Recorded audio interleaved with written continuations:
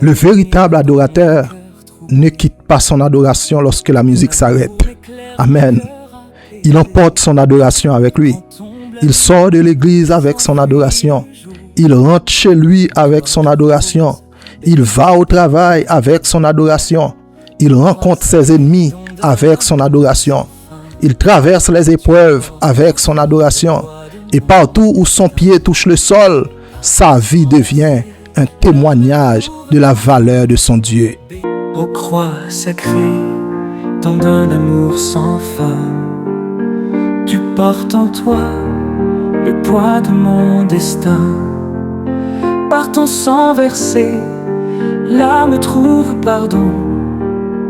Béni sois-tu, source de rédemption. Tu es la lumière dans mon cœur troublé. Ton amour m'éclaire, mon cœur apaisé. Quand tombe la nuit, mais l'heure vient, et elle est déjà venue, où les vrais adorateurs adoreront le Père en esprit et en vérité. Car ce sont là les adorateurs que le Père demande. Parole de Jésus-Christ, dans Jean 4, le verset 23. Bien-aimés dans le Seigneur, que la paix et la grâce de Dieu, notre Père, soient avec vous ce soir. Bonsoir, frère avec Semio. Que bon Dieu bénisse nous. Que bon Dieu protège nous. Et puis que bon Dieu toujours présent dans la vie nous. Assoyant, moins content. Parce que une autre fois encore, bon Dieu donne opportunité pour me présenter avec vous dans le moment de prière ça que communauté chrétienne de Sion, CCS, organise tous les soirs à 7h PM. Ses frères, ses amis, ses serviteurs, pasteur Jean Daboul Maxi. Ce soir, nous allons parler d'un mot. Un mot que nous utilisons très souvent dans nos assemblées, dans nos chants et même dans nos prières. C'est l'adoration. L'adoration. Mais plus nous utilisons un mot, généralement, plus nous risquons parfois d'oublier sa véritable profondeur. Aujourd'hui, lorsque nous allons parler de l'adoration, beaucoup peuvent penser immédiatement à une église. Ils pensent à de la musique, à une équipe de louanges, à des chants joyeux, à des mains qui se lèvent, à des cris, des danses et des personnes qui pleurent, à des personnes qui tombent à genoux. Et toutes ces choses peuvent effectivement accompagner un moment d'adoration. Mais ce soir, je voudrais vous poser une question très simple. Est-ce que toutes ces manifestations sont nécessairement de l'adoration? Est-ce que parce qu'une personne chante très fort, elle adore nécessairement Dieu? Ou bien, est-ce que parce qu'une personne danse, elle adore nécessairement Dieu? Est-ce que parce qu'une personne lève les mains, est-ce qu'elle adore nécessairement Dieu? Est-ce que tout côté où mon a dansé, tout côté où mon a levé main en l'air, tout côté où mon a chanté, est-ce que c'est adorer et pas adorer bon Dieu tout bon vrai? Et inversement, est-ce que celui qui reste silencieux, est-ce qu'il n'adore pas? Ou bien est-ce que celui qui ne sait pas chanter, est-ce qu'elle n'adore pas? Est-ce que celui qui prie calmement, est-ce qu'elle n'adore pas? Est-ce qu'une personne qui travaille honnêtement dans son bureau, est-ce que ce n'est pas une adoration qu'elle offre à Dieu? Est-ce qu'une mère qui prend soin de ses enfants en respectant la volonté de Dieu, est-ce que ce n'est pas une adoration qu'elle offre à Dieu? Est-ce qu'une père qui nourrit sa famille avec honnêteté, est-ce que ce n'est pas une adoration à l'Éternel? Est-ce qu'un chrétien qui refuse de mentir alors qu'il pouvait tirer un avantage, est-ce que ce n'est pas une sorte d'adoration? Parce que l'adoration est beaucoup plus profonde que ce que nous faisons dans un lieu de rassemblement. L'adoration ne commence pas avec un instrument de musique, non. Malheureusement, peut-être que c'est pour la première fois que vous entendez ça. Malheureusement, c'est dans ma bouche. Mais l'adoration, ça ne commence pas avec un instrument de musique. L'adoration ne commence pas avec un microphone. Elle ne commence pas lorsque la musique démarre. L'adoration, la vraie, ça commence dans le cœur. Et c'est précisément pour cela que Jésus-Christ nous donne cette parole extraordinaire. Les vrais adorateurs adoreront le Père en esprit et en vérité. Jésus ne dit pas les vrais adorateurs seront ceux qui chanteront plus fort. Il ne dit pas que les vrais adorateurs seront ceux qui danseront le mieux. Mais pourtant, les vrais adorateurs adoreront le Père en esprit et en vérité. Voilà le cœur de notre méditation ce soir. Il faut comprendre une chose.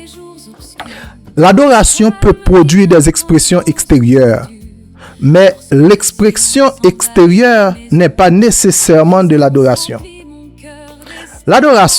Adoration qu'a fort envie de chanter, mais chanter pas toujours adoration.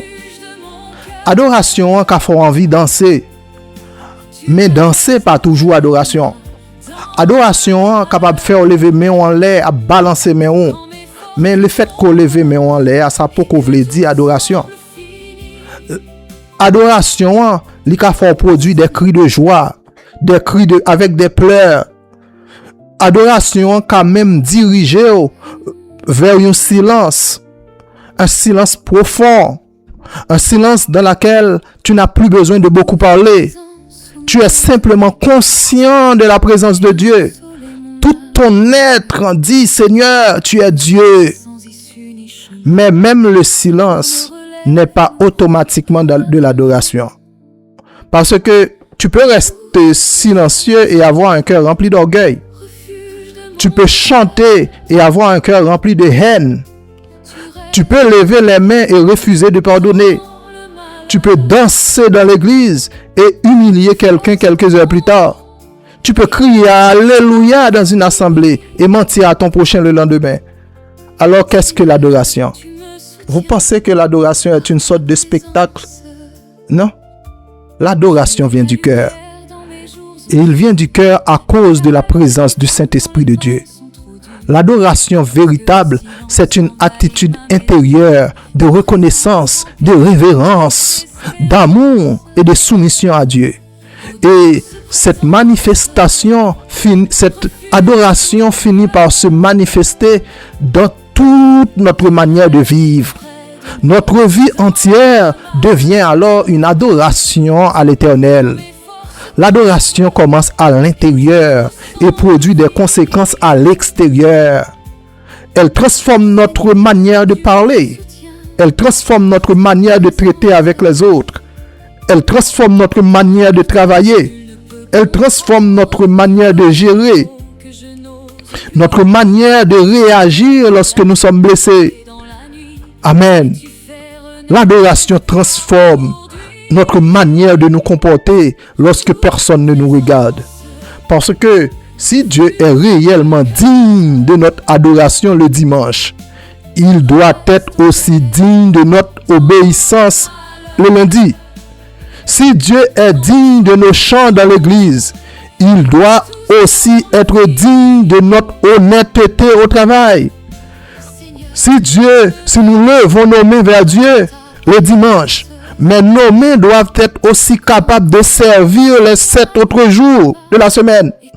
Si notre bouche chante l'amour de Dieu, elle devrait être pas utilisée pour détruire notre prochain. Même bouche qui chante l'amour bon Dieu, même bouche ça pas cap servi pour maudire prochain ni. C'est quoi ça? L'adoration qui vient de l'esprit, il se manifeste dans la vérité et par la vérité. Frère avec ce mieux, il y a peu de monde qui pense adoration, c'est seulement les gens entrer dans l'église là. Ils pensent c'est chanter, c'est danser, c'est relayer, c'est lever main. Mais Jésus dit comme ça, vraie adoration, adorateur a adoré bon Dieu en esprit et en vérité. Ça veut dire adoration pas seulement dans bouche nous. Adoration doit sortir dans cœur nous. Adoration doit faire partie de la vie nous. Li doit une façon nous vivre. Si bouche moi a chanté pour bon Dieu, mais la vie moi a bay menti, gon problème. Si moi a levé pour bon Dieu, mais même ça yo a fait méchanceté, gon problème. Si moi dit moi aime bon Dieu, mais moi raï tout le monde qui pas d'accord avec moi. Mais faut qu'on examine que moi. Parce que adoration pas un spectacle.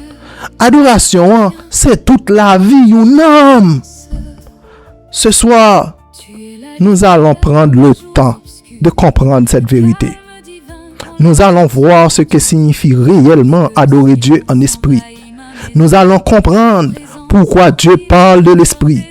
Et nous allons également comprendre ce que signifie adorer en vérité. Parce que la vérité ne concerne non seulement ce que nous disons avec notre bouche, mais aussi ce que nous sommes réellement. Nous allons regarder Abraham, nous allons regarder David, Marie, les mages, Jésus lui-même, et nous allons découvrir que l'adoration véritable ne se limite jamais à un lieu. Elle se manifeste dans une vie qui reconnaît que Dieu est Dieu. Alors ce soir, posons-nous une question honnête. Est-ce que j'adore réellement Dieu? Ou est-ce que je participe simplement à des manifestations religieuses, à des spectacles religieux? Est-ce que vraiment j'adore Dieu en esprit et en vérité? Ou du moins, est-ce que je suis un vrai adorateur? Ce soir, nous voulons revenir à l'essentiel. Nous voulons sortir d'une adoration qui dépend des émotions. Nous voulons sortir d'une adoration qui dépend de la musique. Nous voulons sortir d'une adoration qui dépend de l'ambiance. Nous voulons découvrir une adoration qui demeure même lorsque la musique s'arrête. Une adoration qui demeure lorsque nous sommes seuls. Une adoration qui demeure lorsque personne ne nous regarde. Une adoration qui demeure dans la maladie, dans l'épreuve, dans le manque, dans l'attente, dans la réussite et même dans l'abondance. Parce que le véritable adorateur n'échange pas lorsque les circonstances changent. Il adore Dieu parce que Dieu est son Dieu. Alors ce soir, ouvrons nos cœurs. Demandons à Dieu de nous montrer ce qui se cache derrière nos expressions extérieures. Demandons-lui de purifier notre adoration. Que nos chants soient vrais. Que nos paroles soient vraies. Que nos mains soient vraies. Que notre service soit vrai. Que notre vie soit vraie. Et surtout, que notre cœur soit entièrement tourné vers Dieu. Seigneur, apprends-nous à devenir de vrais adorateurs. Des adorateurs en esprit. Des adorateurs en vérité. Des adorateurs qui ne t'adorent pas seulement avec leurs lèvres, mais qui t'adorent avec toute leur vie. Amen. Au cœur de la nuit, seul dans mes plaies, accablé sous le poids de mes douleurs, brisé par le silence de mes pères, sans personne pour régler mon affaire. Je lève les yeux vers mon sauveur et je parle avec le maître.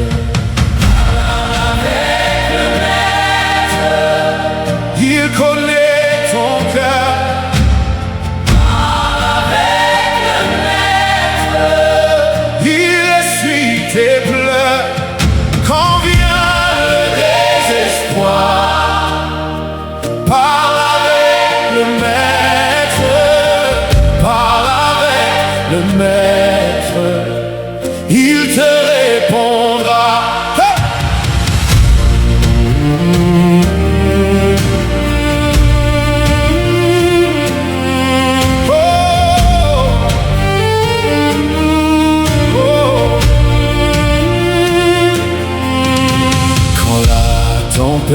Te trouble ma vie et que mon âme devient meurtrie, même si mes forces m'abandonnent et que le monde ne me pardonne, j'entends la voix de mon sauveur quand je parle avec le maître.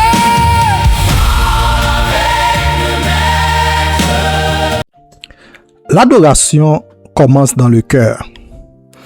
Pour comprendre l'adoration, il faut commencer par revenir à l'essentiel. Adorer, c'est reconnaître la valeur suprême de Dieu. C'est reconnaître qui il est. C'est reconnaître sa grandeur, sa sainteté, sa bonté, sa fidélité, sa justice, sa miséricorde et son amour. Mais surtout, c'est reconnaître que Dieu est Dieu. Indépendamment de ce qu'il a fait pour nous, indépendamment de ce qu'il nous a donné, il est Dieu. Nous avons parfois appris à adorer à travers ce qu'il fait pour nous. C'est un héritage de la religion. Mais nous disons souvent, Seigneur, merci parce que tu m'as donné un travail. Merci parce que tu m'as guéri. Merci Seigneur parce que tu m'as ouvert une porte. Et c'est parfaitement légitime de remercier Dieu pour ses œuvres. Mais l'adoration va beaucoup plus loin. L'adoration, c'est quand on dit Seigneur, même lorsque je ne comprends pas ce que tu fais, tu restes Dieu. Même lorsque je n'ai pas reçu ce que j'ai demandé, tu restes digne. Même lorsque je traverse une vallée, tu restes mon Dieu. Dieu est ton Dieu sans aucune condition. C'est exactement ce que nous voyons dans la vie de Job. Job avait beaucoup. Puis il a beaucoup perdu. Et pourtant, dans son immense douleur, il a déclaré, l'Éternel a donné, l'Éternel a ôté, que le nom de l'Éternel soit béni. Job ne comprenait pas tout, mais il savait une chose, Dieu était toujours Dieu. Voilà une forme profonde d'adoration. Tu adores Dieu non seulement parce que tu reçois, mais tu l'adores parce que tu le connais. Regardons maintenant la femme samaritaine. Jésus lui parle de sujets très importants, le lieu d'adoration. Les Samaritains avaient généralement leur montagne. C'est là qu'il allait adorer. Les Juifs avaient Jérusalem, dans le temple de Dieu. Il y avait une discussion religieuse à l'époque entre les Samaritaines et les Juifs. C'est où faut-il adorer? Mais Jésus va déplacer complètement la conversation. Il ne dit pas simplement le bon endroit est ici. Mais il dit l'heure vient et ce ne sera ni sur la montagne ni à Jérusalem que vous adorerez le Père. Puis il ajoute, les vrais adorateurs adoreront le Père en esprit et en vérité. Jésus est en train de nous enseigner quelque chose de fondamental. L'adoration véritable ne dépend pas d'abord d'un lieu. Tu peux être dans une église et ne pas adorer. Tu peux être dans ta chambre et adorer Dieu. Tu peux être dans une voiture et adorer Dieu. Tu peux être au travail, dans une salle d'hôpital. Tu peux être dans ta cuisine. Tu peux même être dans un moment où tu n'as aucune musique, aucun instrument, aucun chanteur autour de toi. Et pourtant, ton cœur peut être tourné vers Dieu parce que Dieu ne cherche pas d'abord un endroit. Il ne cherche pas le bruit. Il ne cherche pas la musique. Dieu cherche un adorateur. Pas n'importe quel adorateur, un vrai adorateur. Et un adorateur qu'il adore en esprit et en vérité. Jésus dit quelque chose de très profond, en esprit. Qu'est-ce que cela signifie? Cela signifie que l'adoration véritable doit venir de l'intérieur. Elle ne peut pas être simplement une imitation extérieure. Tu peux voir quelqu'un lever les mains et décider, moi aussi je vais lever les mains. Tu peux voir quelqu'un danser et décider, moi aussi je vais danser. Tu peux voir quelqu'un crier très fort et tu dis, il faut que je crie moi aussi. Mais si ton cœur n'est pas réellement tourné vers Dieu, tu peux produire le mouvement sans vivre l'adoration. C'est pourquoi l'adoration n'est pas une chorégraphie. Ce n'est pas une performance. Ce n'est pas un concours d'exposition émotionnelle. L'adoration vient du cœur. Il y a des gens qui ont tendance à comparer des adorateurs. Il y a des gens qui ont tendance à comparer deux services d'adoration différents. Je me demande toujours comment ils font pour comparer cela. Parce que est-ce qu'ils entrent dans le cœur des gens et voient s'il y avait déjà s'il y avait vraiment de l'adoration ou s'il n'y en avait pas? Parce qu'il se base uniquement sur la performance, sur le spectacle, sur le visible pour déterminer s'il y a eu une vraie adoration ou pas. C'est ton être intérieur qui reconnaît Dieu. C'est ton cœur qui s'incline. C'est ton intelligence qui reconnaît sa grandeur. C'est ta volonté qui accepte de lui obéir. C'est ta vie qui commence à se conformer à sa vérité. Voilà pourquoi Paul a dit dans Romains 12, verset 1er, « Offrez vos corps comme un sacrifice vivant, saint, agréable à Dieu. » Et il rajoute, « Ce sera de sa part, de votre part, un culte raisonnable. » Amen. Regardez bien cette expression, « Offrez vos corps ». Paul ne parle pas d'abord d'un chant, il ne parle pas d'un instrument, il parle de ta vie, ton corps, tes actions, ton quotidien, ton travail, ta famille, tes relations, ton comportement. Tout cela peut devenir une expression de ton adoration. Et c'est là que nous arrivons à la deuxième parole de Jésus. En vérité. C'est ici que beaucoup de choses deviennent très sérieuses. Parce qu'il est possible d'avoir une apparence spirituelle sans avoir une vie vraie. On peut chanter des paroles magnifiques. On peut dire, Jésus, je t'aime. Seigneur, je t'aime. Mais comment traitons-nous notre prochain? Parce que si tu aimes vraiment Jésus-Christ, tu aimeras ton prochain. On peut chanter, tu es ma priorité. Mais qu'est-ce qui occupe réellement notre cœur? On peut dire, Seigneur, je te donne tout. Mais sommes-nous prêts à abandonner ce que Dieu nous demande d'abandonner? C'est la vérité qui vérifie l'adoration. La vérité demande, est-ce que ce que je dis avec ma bouche correspond à ce que je vis? Si je chante que Dieu est mon Seigneur, est-ce que je lui obéis vraiment? Mais si tu n'obéis pas à Dieu, comment pouvez-vous chanter que Dieu est ton Seigneur? Il y a un problème. En fait, c'est pas ta bouche qui doit adorer Dieu, mais c'est l'adoration doit sortir de tout ton être. Si je chante que Dieu est mon Père, est-ce que j'aime ses enfants? Si je chante que Dieu est amour, est-ce que je traite les autres vraiment avec amour?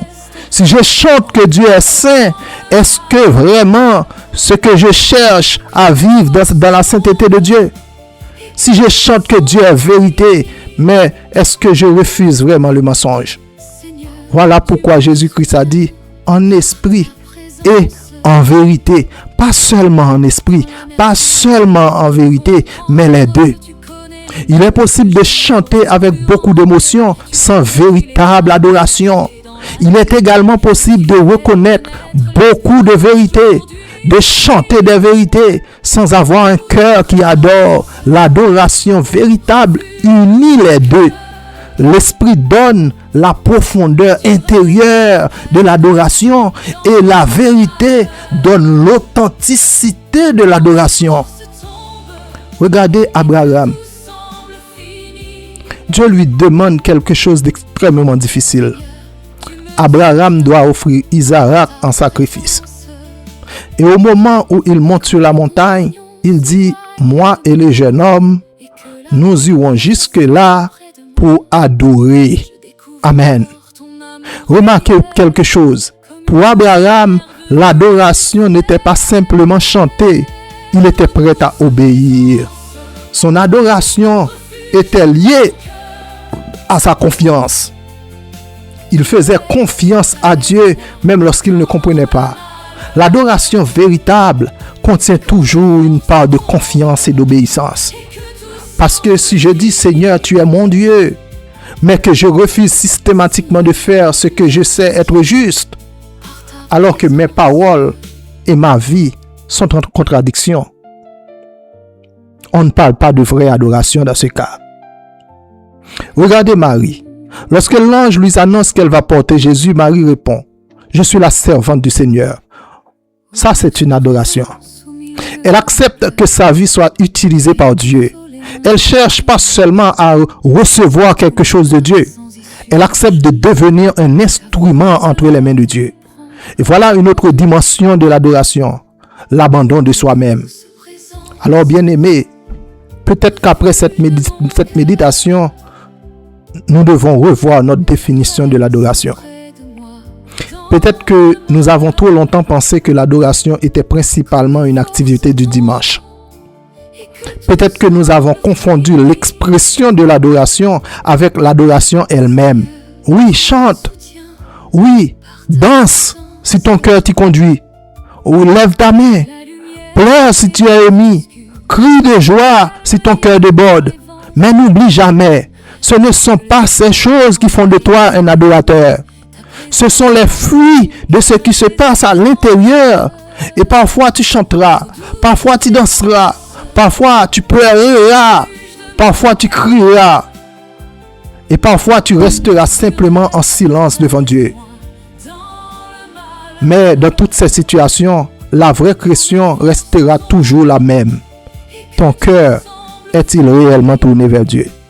Est-ce que ta vie confirme ce que ta bouche chante? Est-ce que ta manière de vivre témoigne de la vérité que tu proclames? Car le véritable adorateur ne quitte pas son adoration lorsque la musique s'arrête. Amen. Le véritable adorateur ne quitte pas son adoration lorsque la musique s'arrête. Il emporte son adoration avec lui. Il sort de l'église avec son adoration. Il rentre chez lui avec son adoration. Il va au travail avec son adoration. Il rencontre ses ennemis avec son adoration. Il traverse des épreuves avec son adoration. Et partout où son pied touche le sol, sa vie devient un témoignage de la valeur de son Dieu. Voilà l'adoration en esprit et en vérité. Garde la foi en ton Dieu quand le vent frappe à ta porte et que tout semble t'abandonner. Garde la foi en ton Dieu même si le jour semble s'éteindre et que la peur serre ton cœur. Souviens-toi qu'il peut tout éteindre et transformer ta douleur. Garde la foi en ton Dieu. Il veille sur tes pas, même quand tout devient silencieux. Sa main te portera quand ton âme cherche un appui. Il t'écoute jour et nuit. Garde la foi en ton Dieu. Il ne t'abandonnera pas.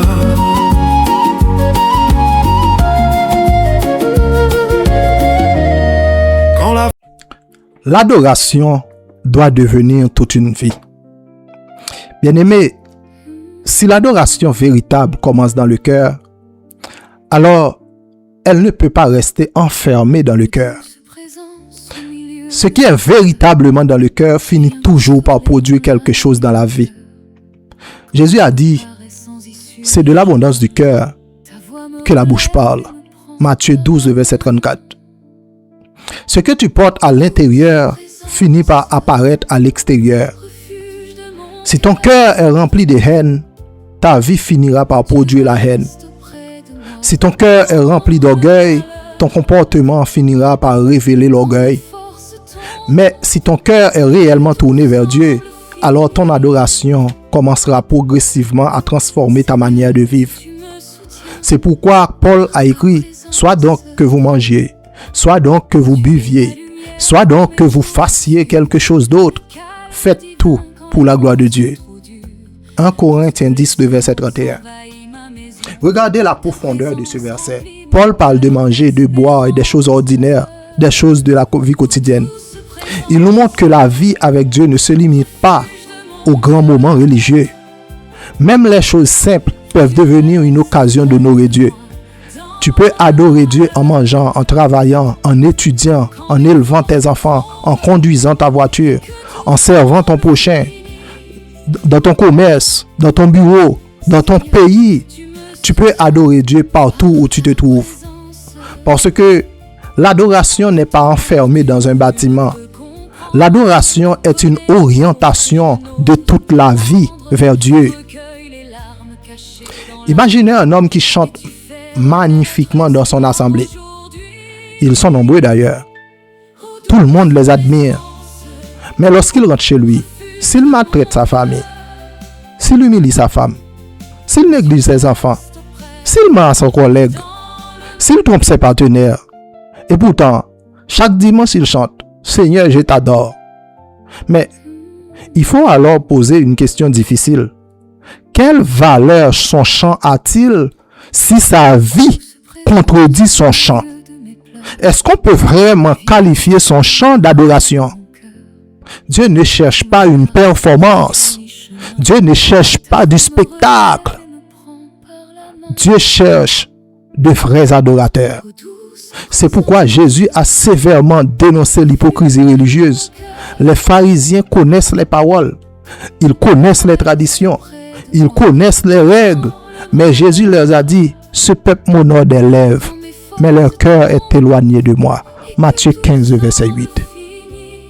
Voilà peut-être l'un des avertissements les plus sérieux concernant l'adoration. On peut honorer Dieu avec des lèvres tout en ayant le cœur loin de lui. Et c'est précisément ce que Jésus veut éviter ce soir avec vous. Jésus veut de vrais adorateurs. Des adorateurs qui adorent Dieu en esprit et en vérité. Alors, une question. Comment savoir si notre adoration est véritable? Eh bien, c'est simple. Il faut juste regarder les fruits. Comment traites-tu les personnes qui ne peuvent rien t'apporter dans ta vie? Comment traites-tu ceux qui sont pauvres? Comment traites-tu les gens qui ne sont pas dans ton niveau social, entre guillemets? Comment traites-tu ceux qui ne partagent pas tes opinions? Comment traites-tu ceux qui ne partagent pas ta foi? Comment traites-tu ton ennemi?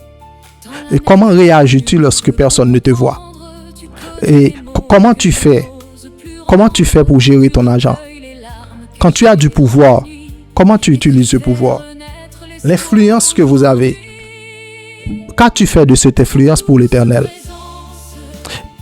Que fais-tu lorsque tu as la possibilité de profiter d'une personne vulnérable? C'est là que l'adoration devient visible. Parce qu'il est facile de chanter lorsque la musique est belle. Mais il est plus difficile d'aimer son ennemi. Il est facile de lever les mains. Mais il est plus difficile de tendre la main à quelqu'un qui souffre. Il est facile de dire Seigneur, je t'aime. Il est plus difficile de pardonner à celui qui nous a profondément blessés. Jésus nous montre que l'amour, le pardon, la miséricorde et le service font partie de la vie de celui qui appartient à Dieu. Regardez Jésus lui-même. Il a adoré son Père. Mais comment cette adoration s'est-il manifestée? Par le service, par la compassion, par le pardon, par la vérité, par l'obéissance, par le sacrifice. Jésus dit, je ne cherche pas ma volonté, mais la volonté de celui qui m'a envoyé. Jean 5, le verset 30. Voilà une définition profonde de l'adoration. Chercher la volonté de Dieu au-dessus de sa propre volonté. À Gethsémane, Jésus prie. Toutefois, que ma volonté ne se fasse pas, mais la tienne. Luc 22, 42. Ça, c'est l'adoration. Ce n'est pas seulement chanter quand tout va bien. C'est continuer à faire confiance à Dieu lorsque nous ne comprenons pas. Et c'est dire, Seigneur, je ne comprends pas, mais je te fais confiance.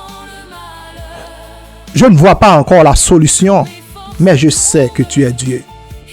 Je n'aime pas cette situation, mais je refuse de laisser cette situation me séparer de toi, ô Seigneur. Et c'est ici que nous devons parler de l'épreuve. Beaucoup adorent Dieu lorsque tout va bien. Mais que se passe-t-il lorsque la maladie arrive? Lorsque l'argent nous manque? Lorsqu'une porte se ferme? Lorsque la prière semble rester sans réponse? Lorsque les gens nous abandonnent? Lorsque nous perdons quelque chose que nous aimions? L'épreuve révèle souvent la profondeur de notre adoration. Job nous enseigne une leçon extraordinaire. Satan pensait que Job servait Dieu uniquement parce que Dieu l'avait béni. Et Satan l'a accusé. Et l'accusation était claire. Est-ce gratuitement que Job craint Dieu? Autrement dit, Job adore Dieu parce que Dieu le protège. Job adore Dieu parce qu'il est riche. Job adore Dieu parce qu'il possède une belle famille.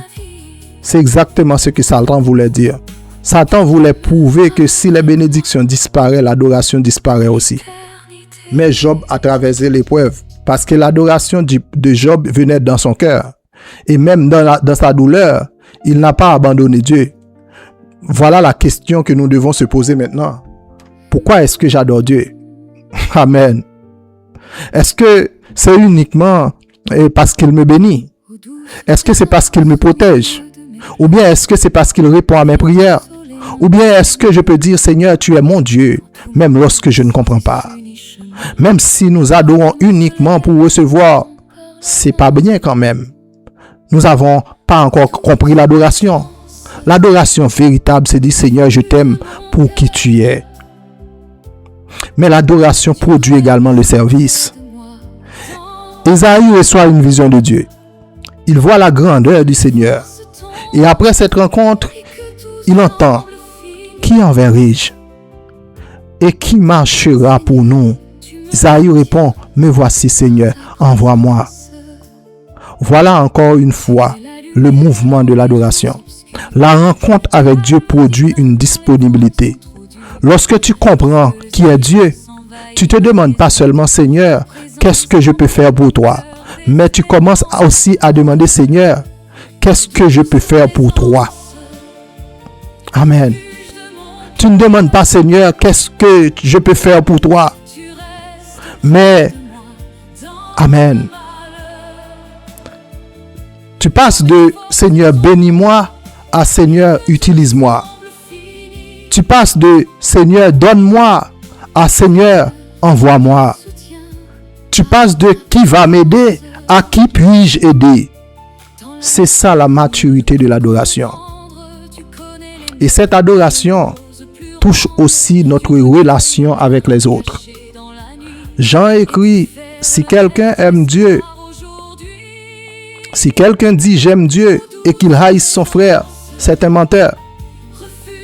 Jean nous dit que notre relation avec Dieu est liée à notre manière de traiter avec les autres. Tu ne peux pas prétendre adorer Dieu tout en détruisant volontairement ta vie sur la haine. Tu ne peux pas chanter l'amour de Dieu et chanter constamment à détruire ton prochain. Tu ne peux pas proclamer la miséricorde de Dieu et refuser toute miséricorde aux autres. L'adoration véritable produit une transformation. Elle ne nous rend pas parfaits au jour ou au lendemain, mais elle nous rend disponibles à la transformation. Alors peut-être ce soir, Dieu ne nous demande pas simplement quel chant as-tu chanté, mais plutôt comment tu as vécu. Dieu ne te demande pas vraiment combien de fois tu as levé tes mains, mais qu'as-tu fait de tes mains? Pas combien de fois tu as crié mon nom, mais qu'as-tu fait de ta bouche lorsque tu étais en colère? Pas combien de temps tu as passé dans une église, mais combien de temps as-tu passé à aimer ceux que j'ai placés autour de toi? Parce que l'adoration véritable ne s'arrête pas lorsque la réunion se termine. Elle continue. Elle entre dans la maison. Elle entre dans le mariage. L'adoration entre dans la famille. L'adoration entre dans le travail. L'adoration entre dans le commerce, dans la politique, dans l'éducation, dans la société. Partout où le croyant se trouve, l'adoration s'y trouve aussi. Alors ce soir, tu veux savoir si tu es un adorateur? Ne regarde pas seulement tes émotions dans l'église. Regarde ta vie. Regarde ton cœur. Regarde tes décisions.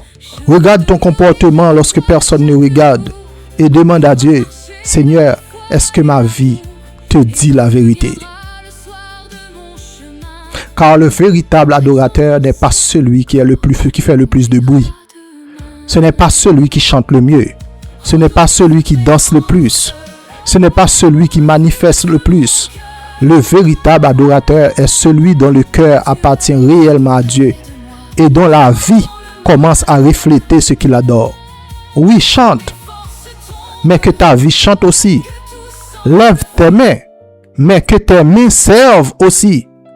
Ouvre ta bouche, mais que ta bouche dise aussi la vérité. Danse de joie, mais que tes pieds aussi marchent aussi dans les voies de Dieu. Crie de joie, mais que ton cœur aussi sache rester silencieux devant la grandeur de Dieu. Adore Dieu en esprit, adore Dieu en vérité et surtout, adore Dieu avec toute ta vie. Amen.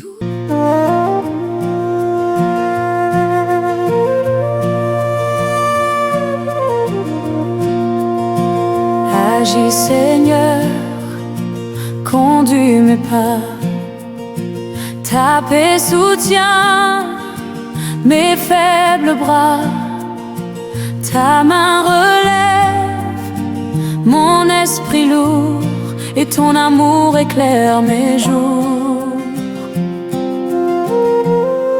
Quand tu agis Seigneur, agis Seigneur, agis encore, fais briller sur moi, paix et secours, règne sur ma vie, règne sur mes jours, agis Seigneur, agis encore. Agis Seigneur, quand vient la peur, tu poses en moi ta douce ardeur. Ta voix apaise mon cœur troublé et ta bonté vient me garder. Quand tu agis Seigneur, agis Seigneur, agis encore, fais briller sur moi, paix et secours, règne sur ma vie, règne sur mes jours, agis Seigneur, agis encore. Agis Seigneur, quand tout vacille, tu relèves ceux qui fléchissent, tu donnes force au cœur lassé et tu restaures ce qui est brisé.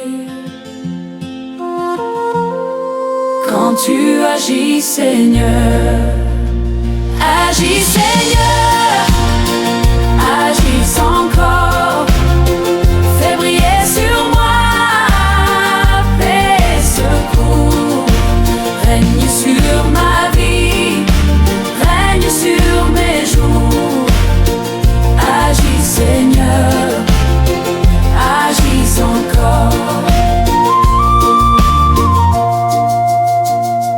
Agis Seigneur, ma voix s'élève pour célébrer ta grâce qui relève. Ton nom demeure mon appui et ta lumière guide la nuit. Quand tu agis Seigneur, agis Seigneur, agis encore, fais briller sur moi, paix et secours, règne sur ma vie, règne sur mes jours, agis Seigneur, agis encore, agis Seigneur, agis encore, fais briller sur moi, paix et secours, règne sur ma vie, règne sur mes jours, agis Seigneur, agis encore. Père céleste, éternel Dieu, roi des rois, prince de la paix, nous venons devant toi ce soir avec humilité. Nous venons reconnaître que tu es Dieu. Tu es digne de notre adoration, de notre reconnaissance et de notre amour. Tu es digne de confiance. De génération en génération, tu as toujours été fidèle. Seigneur, pardonne-nous lorsque nous avons confondu l'adoration avec les apparences. Pardonne-nous lorsque nous avons pensé que chanter suffisait. Pardonne-nous, Seigneur, lorsque notre bouche disait une chose et que notre vie disait une autre chose. Crée en nous un cœur vrai. Apprends-nous à t'adorer, Seigneur, en esprit et en vérité. Que notre adoration ne dépend pas de la musique, qu'elle ne dépende pas de l'ambiance, de nos émotions, que nous puissions t'adorer dans la joie comme dans les larmes, dans l'abondance comme dans le manque, dans la santé comme dans la maladie, dans la victoire et comme dans l'épreuve. Seigneur, apprends-nous à t'adorer parce que tu es Dieu. Pas seulement parce que tu nous donnes quelque chose, pas seulement pour les bénédictions, pas seulement pour les miracles, mais parce que tu es notre Père, tu es notre Créateur, tu es notre Sauveur et tu es fidèle. Parce que ton amour demeure éternellement. Seigneur, nous te prions pour tous les adorateurs à travers le monde, pour ceux qui chantent dans de grandes assemblées, comme pour ceux qui chantent dans de petites maisons, pour ceux qui t'adorent dans le silence, pour ceux qui sont persécutés à cause de leur foi, ceux qui sont en prison, ceux qui sont malades, ceux qui sont seuls, et pour ceux qui n'ont personne pour les encourager. Que leur vie soit un véritable témoignage de ton amour. Seigneur, nous te prions pour les pauvres en esprit, pour les veuves, pour les orphelins, pour les personnes abandonnées, pour ceux qui sont humiliés, pour ceux que la société a rejetés, pour ceux que les hommes méprisent. Que quelqu'un puisse être là pour eux. Que quelqu'un puisse être pour eux une expression de ton amour. Que leur vie puisse rencontrer un bon samaritain, Seigneur. Et que nous-mêmes soyons disponibles pour devenir des instruments entre tes mains. Seigneur, nous te prions pour les malades. Visite ceux qui souffrent dans leur corps. Fortifie ceux qui traversent de longues maladies. Console ceux qui vivent dans la douleur. Donne sagesse aux médecins. Soutiens les familles. Et lorsque nous ne pouvons pas comprendre ce qui arrive, aide-nous à continuer à te faire confiance, Seigneur. Nous te prions pour ceux qui sont dans des épreuves atroces, pour ceux qui ont perdu leurs emplois, ceux qui traversent des difficultés financières, pour ceux qui attendent une réponse, pour ceux qui vivent dans l'incertitude. Apprends-leur, Seigneur, à t'adorer, même dans telles circonstances, Seigneur. Que leur foi ne dépende pas seulement de leurs circonstances. Seigneur, nous te prions pour la communauté chrétienne de Sion. Fais de CCS une communauté d'adorateurs au nom de Jésus-Christ. Fais de la communauté chrétienne de Sion une communauté de véritables adorateurs. Pas simplement une communauté qui chante, pas une communauté qui se réunit, mais une communauté qui vit la vérité. Une communauté qui sert, une communauté qui aime, une communauté qui pardonne, une communauté qui prend soin des faibles, une communauté qui cherche la justice, une communauté qui reflète Jésus dans la société. Que chaque membre comprenne que l'adoration ne s'arrête pas à la porte d'une assemblée. Que nous puissions t'adorer dans nos familles, dans nos maisons, dans nos écoles, dans nos entreprises, dans nos bureaux, dans nos quartiers, dans notre pays, partout où nos pieds touchent le sol. Seigneur, nous te présentons tous nos membres, Seigneur. La sœur Magda, Seigneur, la sœur Gousse, la sœur Toto, la sœur Yvon, la sœur Bellina, la sœur Daphné, la sœur Andrise, la sœur Philomène, la sœur Rita, la sœur Linda, la famille Jean-Luc, la Borde, Basile, Maxime, Miguel, Fénélus, Seigneur, le pasteur Juin, le pasteur Aristide, frère William, frère Manassé, frère Maman, sœur Yoldine, Seigneur, le frère Jean-Pierre, Seigneur, et tous ceux qui nous écoutent ce soir. Seigneur, visite chacun d'eux. Que leur vie devienne une adoration dans leur famille, dans leur travail, dans leurs relations avec les autres. dans chaque décision qu'ils prennent, dans leurs épreuves, dans leurs réussites. Que leur bouche dise la vérité, que leurs mains servent ton royaume, que leurs pieds marchent dans tes voies et que leur cœur reste attaché à ta loi. Seigneur, nous te prions pour tous ceux qui te cherchent, mais qui ne savent pas encore comment s'approcher de toi. Pour ceux qui ont été blessés par la religion, pour ceux qui ont été déçus par des hommes, pour ceux qui ont vu l'hypocrisie et qui ont perdu confiance, montre-leur Jésus, montre-leur ton amour, montre-leur la vérité. Et donne-nous, à nous qui portons ton nom, Seigneur, la grâce de ne pas être une pierre d'achoppement pour ceux qui te cherchent. Que notre vie ne fasse pas fuir les gens loin de toi, que notre vie les conduise vers toi. Seigneur, apprends-nous à devenir ce que nous chantons. Si nous chantons que tu es amour, apprends-nous à aimer. Si nous chantons que tu es miséricordieux, apprends-nous à faire miséricorde. Si nous chantons que tu es saint, apprends-nous à marcher dans la sainteté. Si nous chantons que tu es vérité, apprends-nous à vivre dans la vérité. Et si nous chantons que tu es notre Seigneur, apprends-nous à t'obéir. Seigneur, que nos chants deviennent une réalité. Que nos prières deviennent une réalité. Que notre foi devienne une réalité. Que notre adoration devienne une réalité. Nous ne voulons pas seulement parler de toi. Nous voulons te refléter. Nous voulons ressembler à toi. Nous voulons que les gens puissent voir quelque chose de ton amour à travers notre vie. Nous voulons être une lumière dans les ténèbres. Comme Jésus-Christ l'a dit, vous êtes la lumière du monde. Seigneur, fais de nous cette lumière. Lorsque nous entrons dans une pièce, que notre présence apporte la paix. Lorsque nous rencontrons une personne blessée, que nous apportions la compassion.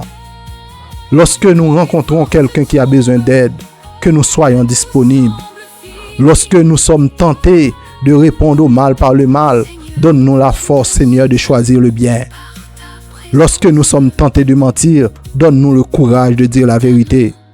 Et lorsque nous sommes tentés de haïr, rappelle-nous combien ton amour est important et est ancré à nous. Et lorsque nous tombons, ramène-nous vers toi.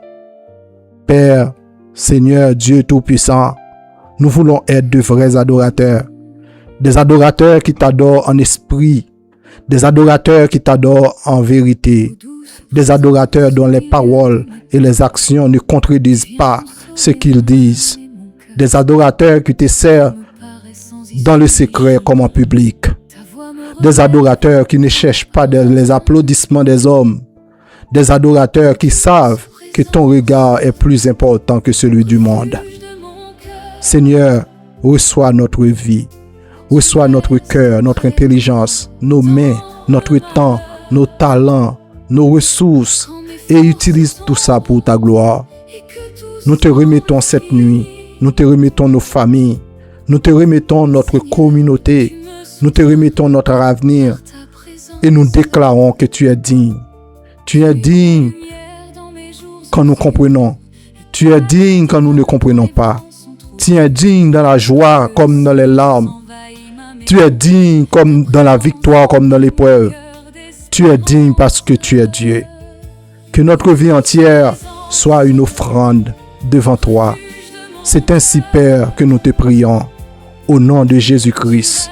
À lui seul soit la gloire, la magnificence. Amen. L'adoration ne se termine pas lorsque cette prière se termine. Elle continue lorsque nous atteignons notre téléphone et devienne une adoration. Que tes paroles soient vraies, que tes mains servent, que tes pieds marchent dans les voies de Dieu, que ton cœur demeure attaché à lui. Et lorsque tu chanteras, que ton chant soit vrai. Lorsque tu danseras, que ton cœur soit vrai. Lorsque tu te lèveras les mains, que ta vie soit vraie. Lorsque tu seras silencieux devant Dieu, que ton silence soit également une adoration.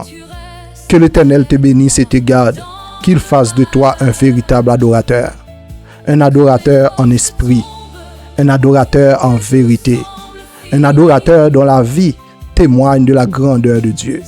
Bonsoir tout le monde, que bon Dieu bénisse nous, que lui protège nous et que la paix lui reste avec nous. Bonne nuit dans la présence de notre Seigneur.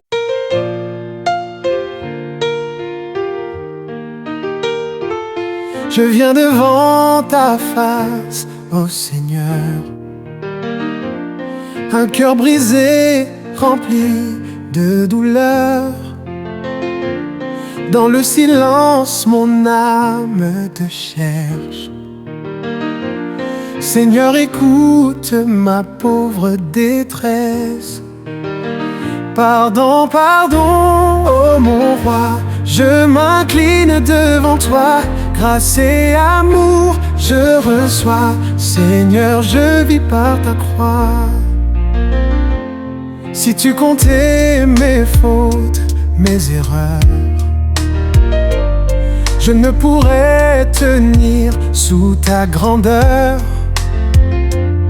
Mais ton amour est vaste comme l'océan.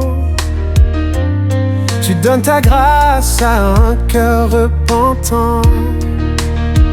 Pardon, pardon, ô mon roi, je m'incline devant toi. Grâce et amour, je reçois. Seigneur, je vis par ta croix. Pardon, pardon, ô mon roi, je m'incline devant toi. Grâce et amour, je reçois. Seigneur, je vis par ta croix. Tu es mon abri, mon refuge en tout temps. Face à mes ennemis, tu restes triomphant. Je te loue, ô Seigneur, pour ta fidélité. Ton amour éclaire mes nuits, mes journées. Oh, pardon, pardon, oh mon roi, je m'incline devant toi. Grâce et amour,